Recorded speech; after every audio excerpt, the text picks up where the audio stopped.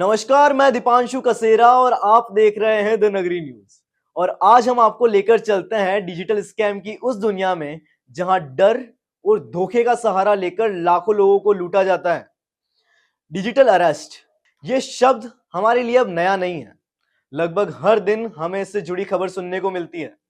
जब हम ऐसी खबर सुनते हैं तो अक्सर सोचते हैं कि लोग कैसे इतनी आसानी से ठगे जाते हैं, लेकिन जब ये हमारे साथ होता है तब हमें एहसास होता है कि स्कैमर्स कितने चालाक होते हैं। आज हम आपको इसी डिजिटल अरेस्ट के बारे में डिटेल में बताएंगे। वीडियो को अंत तक जरूर देखिएगा ताकि आप इसका शिकार ना बन सकें।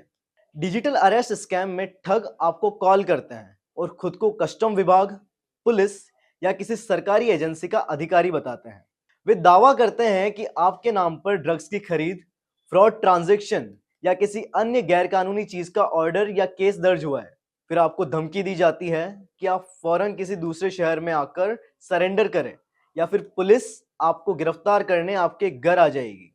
डर और घबराहट के कारण लोग इनकी बातों में आ जाते हैं और अपनी निजी जानकारी इन्हें दे देते हैं। ये स्कैमर्स इसे रियल बनाने के लिए वीडियो कॉल का सहारा लेते हैं। वीडियो कॉल में वे पुलिस की वर्दी पहनते हैं और पुलिस स्टेशन जैसा बैकग्राउंड दिखाते हैं।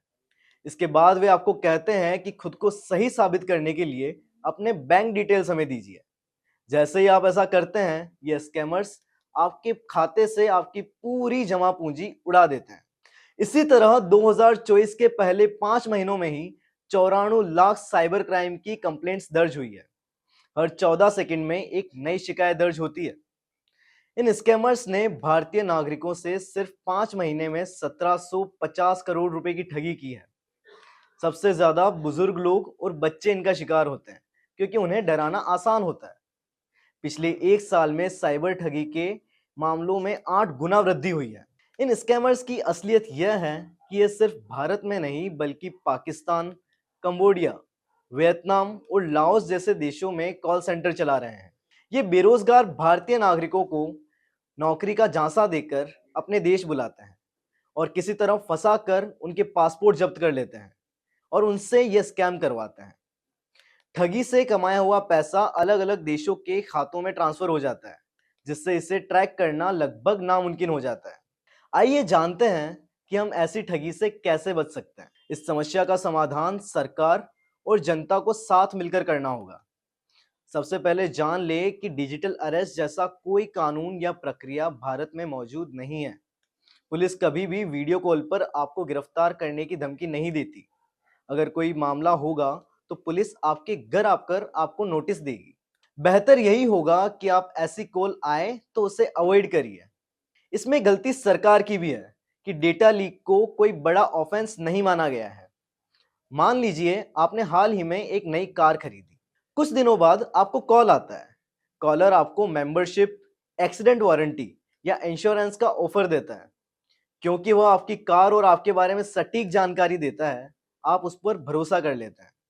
लेकिन असल में यह कॉल किसी स्कैमर का हो सकता है।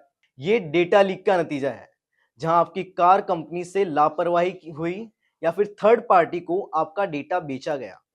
स्कैमर इसी जानकारी का इस्तेमाल करके आपको फंसाने की कोशिश करते हैं। हमारी सरकार और कंपनियों को यह सुनिश्चित करना चाहिए कि ग्राहक डेटा सुरक्षित रहे।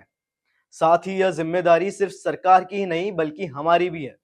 हमें सतर्क रहना होगा और ध्यान में रखना होगा कि अपनी निजी जानकारी किसी अनजान व्यक्ति के साथ शेयर नहीं करें। खासकर सही जानकारी तो बिल्कुल शेयर नहीं करनी है। अगर आपको डिजिटल अरेस्ट के नाम पर कोई कॉल आए तो घबराएं नहीं। तुरंत साइबर क्राइम हेल्पलाइन नंबर 1930 या आरबीआई हेल्पलाइन नंबर 14440 पर कॉल करें। याद रखें, हमारी सतर्कता ही हमारी सबसे बड़ी सुरक्षा है। ठग आपकी भावनाओं का फायदा उठाने की कोशिश करते हैं, लेकिन अगर आप शांत रहें और सावधानी से काम लें तो आप उनके जाल में नहीं फंसेंगे। अगर आप चाहते हैं कि ऐसा आपके परिवार या आपके दोस्त के साथ ना हो तो ये वीडियो उन तक पहुंचाइए। और ऐसी ही इंफॉर्मेटिव वीडियोस के साथ हम फिर लौटेंगे। तब तक के लिए नमस्कार।